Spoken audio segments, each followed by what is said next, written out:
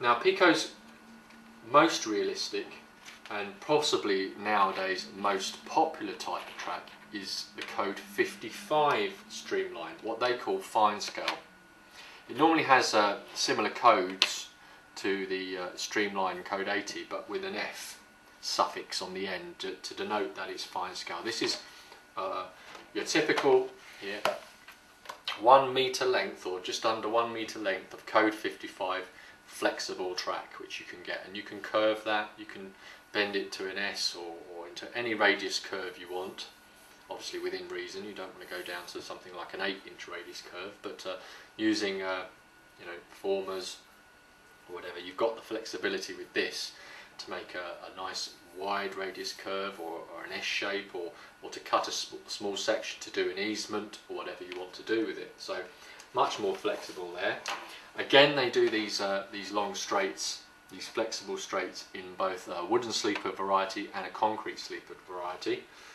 A good wide range of turnouts, single slips, double slips, wide turnouts, crossovers, and all the turnouts in the code 55 range have the same angle of divergence, which means they're all compatible with each other. So it's a good system for working, you know, working various point formations and crossover formations together.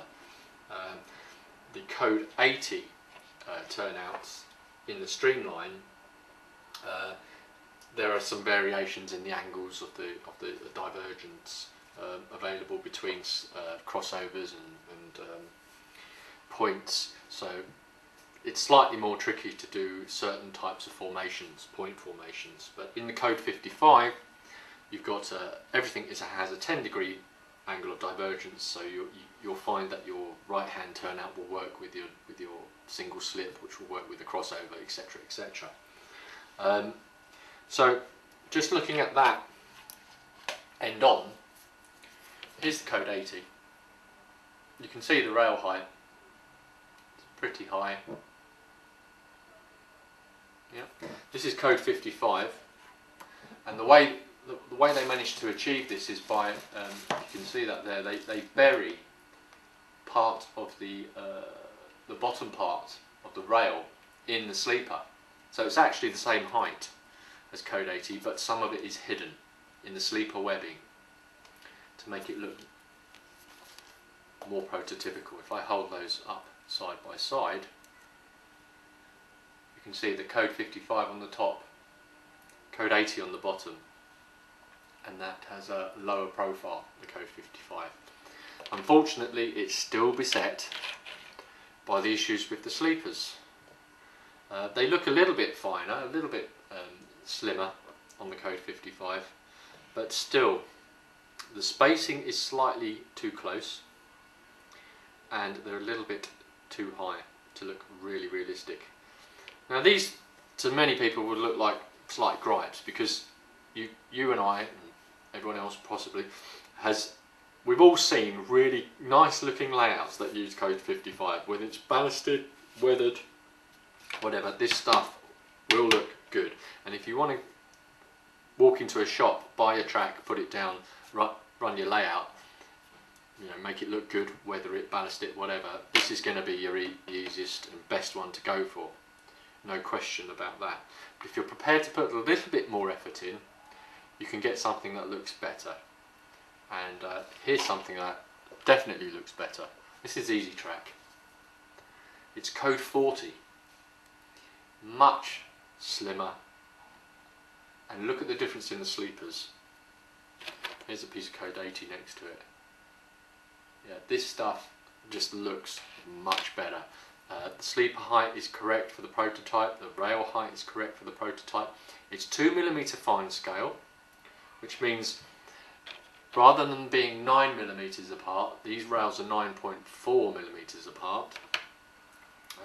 Now that doesn't really matter with straights and curves. Your ready to roll Graham Farish, Dapol, whatever will run on this. The only issue is points. I'll get into that in a sec, but that looks better. Again, it's Easitrac. It comes in a pack and you just put it together yourself. You get the sleeper webbing, which comes in sections, and you simply slide the rail, which you get separately, through into the sleepers, and then you can then curve it, do whatever you want to it. Yeah. It's nice and flexible in the sense that you can make small adjustments to individual sleepers, stuff like that. And the fact that it isn't all fixed like this, I mean, that looks okay. It would look okay on a modern layout, particularly in concrete, because these things are preformed.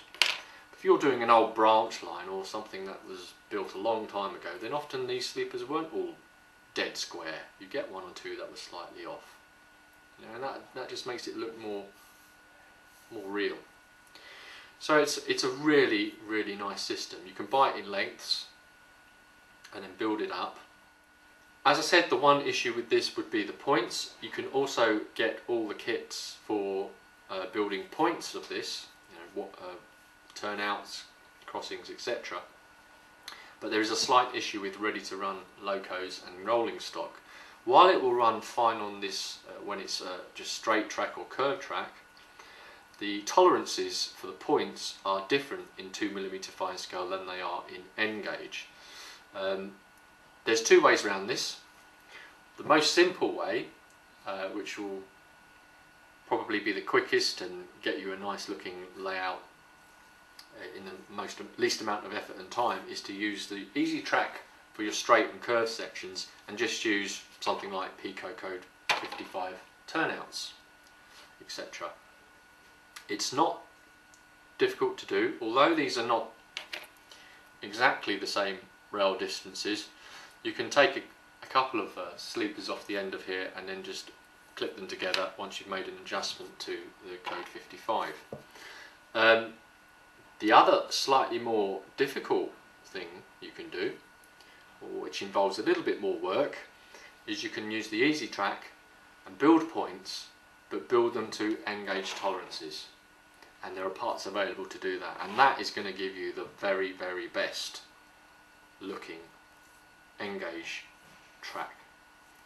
It's going to give you a more realistic sleeper spacing, it's going to give you a more realistic height, and it means you're ready to run locos and wagons and whatever will run both on the straights, the curves and the points. So that's an option that's well worth considering. Well, there's a quick overview then of the different types of track available. In the next video on this subject, as I said, we'll look at the difference between insulfrog and electrofrog points and crossings, and what issues that would create in terms of running and the electrics when you come to build your layout. Thanks for watching this. I hope it was helpful to those who were confused, or those who sent me a little note asking for some clarification. Please comment, rate, subscribe in the box below. You know the drill by now, I'm sure. As I say, thanks for watching this one. There'll be some more along soon, hopefully.